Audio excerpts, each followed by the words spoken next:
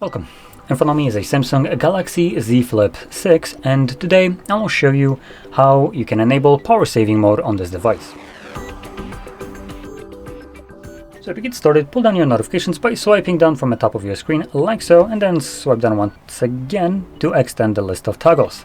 Somewhere here you will find a power saving mode, or yeah, it looks like it's just called power saving.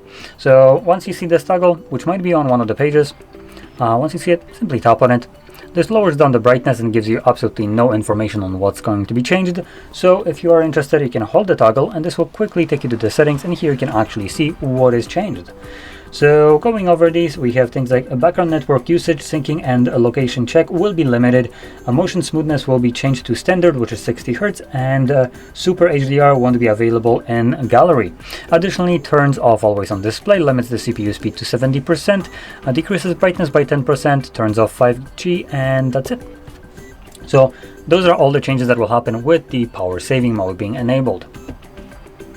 So as you've seen, all you need to do is just tap on the toggle in here to turn it on, and tap on it again to turn it off. Now, with that being said, if you found this very helpful, don't forget to hit like, subscribe, and thanks for watching.